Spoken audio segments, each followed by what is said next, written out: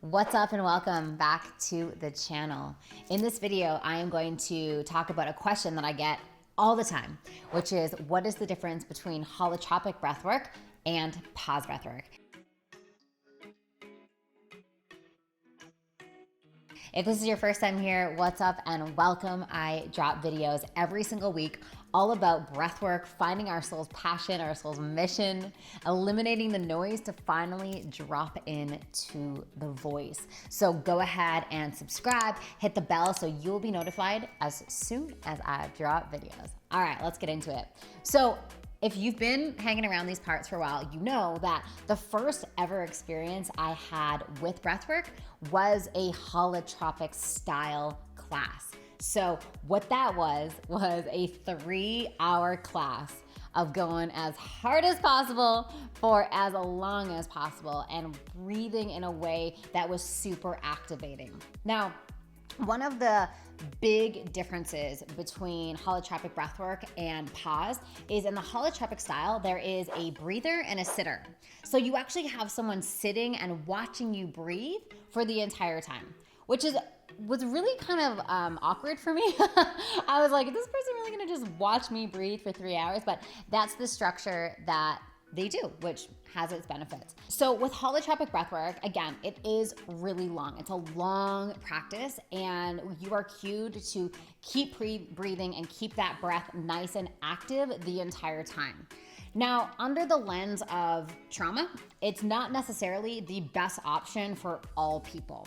So if I, in that moment, had a ton of unresolved trauma and in the breath session, I hit up against it, I wouldn't have known how to deal with it in that moment, and there could be the potentiality of being re-traumatized. Now, thankfully that didn't happen, but it definitely could. So if you're someone who's exploring breathwork, my philosophy of it is it doesn't have to be intense and long for it to be deeply transformational. So at Pause, we have 2 categories of breathwork. We have integrative breathwork and we have meditative breathwork. All of our journeys are very trauma informed and all of our facilitator trainings are also very trauma informed, meaning we do everything under the lens of trauma, keeping in mind that sometimes with some people, there could be a lot of suppressed, unresolved trauma that can be agitated and that individual could be re-traumatized if it's not held in a very safe way. So there's 2 types at Pause. We have integrative and meditative. So integrative is the slower patterns. They're less activating, they're shorter. They don't take you out of your conscious state. So with holotropic breathwork, you dive deep and you go deep real quick, which is super powerful and beneficial for most people. Not everybody though. So with Pause, we have the 2 options. So if an individual knows that they have a lot of unresolved trauma, they're going to opt for the integrative sessions first, and then they can go over to the meditative. Breathwork is actually one of the most powerful things for people who have trauma, but the path of healing needs to be really mindful. We can't go all out in a meditative deep session if someone has a lot of unresolved trauma. So that's one of the biggest things is Pause, we really view everything under a trauma lens. The second thing, which I alluded to already, is in order for it to be deeply transformational, it doesn't have to be super activating and energizing. So at Pause Breathwork, the most active breathwork pattern that we have is called the triactive breath. So it sounds like this. So we are using just our mouth.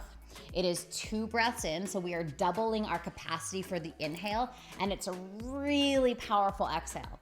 So when we sustain that breath for a long period of time, we go into an altered state of consciousness, and that's when we see visuals, we sort of lose touch with reality, and there is some deeply healing benefits to that modality, but it doesn't always have to be like that. Some of our more gentle patterns, like the hybrid active, which is in through the nose, and a relaxed exhale.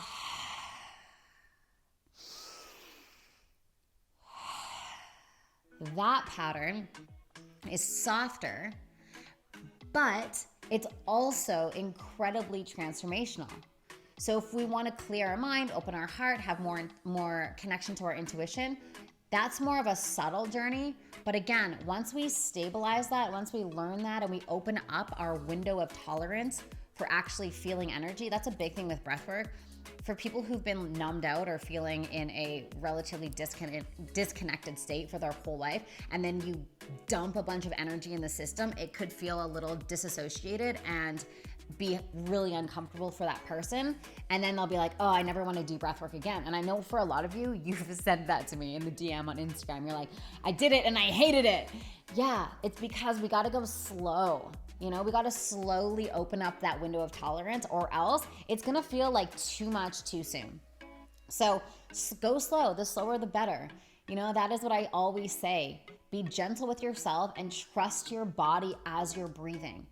So when you take a breathwork class, know that your wisdom and your body's intelligence always wins over the cue of the facilitator. So if the facilitator is saying, go harder, breathe deeper, let's go, and your body is like, whoa, I've hit my limit and I need a break, please listen to that. You are the healer.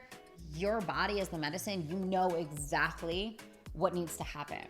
Now, at the beginning, when you first start doing breath work, you're gonna realize that those first like 7 minutes or so, your mind will be like, be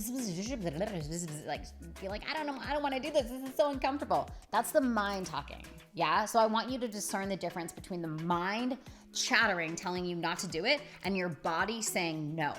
And the cool thing is, the more you do breath work, the more you're gonna realize the difference in what these two things sound like. Yeah, the no of the mind is busy and chaotic and it's just noisy. The no of the body is clear. It's like, no. It's very, very clear. So that's the second differentiator between holotropic and pause.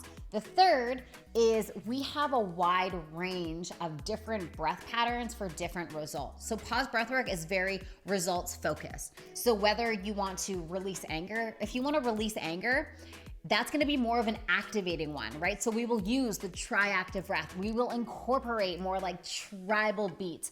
It'll be more of an intense journey, again, for those people who are ready for that. And then on the other side of the spectrum, we have the gentle patterns are designed for a different result. So the pause breathwork technique is all about the result, yeah? Versus breathing as hard as you can and hoping for the best and seeing what happens, which again, is not wrong, it's just different. The way that pause is created is always with the result in mind. So if you notice, a lot of our tracks are activating your intuition, releasing anger, clearing the mind, opening up the heart. And we do this through being really mindful of how we cultivate these journeys. There's many elements that go into play. There is, first of all, the intention. What's the intention for the journey? The second thing is the breath pattern. Is it an activating one or is it a relaxing one? We have the music, yeah? Music has such an impact on emotionality when we're in those deep states. And then there's the length, the duration, the speed. There's many elements. So we take all of the elements into consideration when we are crafting journeys. This is all about you and your preference and your journey. I hope this video was helpful in helping you sort of understand the difference between both. My recommendation, try both and then decide what's best for you. I've done tons of holotropic breathwork, and of course I created pause, so I love it. But it's really up to you and what you feel is best for you. If you've never tried a pause journey before, there's a free audio in the description of this video, a free breathwork journey. So jump in, go experience it, and I'd love to know how you feel. All right, have a beautiful day, and we'll catch you next week. Bye for now. Let's start off by talking about survival strategies. Survival strategies. Now, what is a survival strategy? Well, when we get triggered, when something in our environment triggers us, we get triggered into a survival strategy, and all of us have different strategies.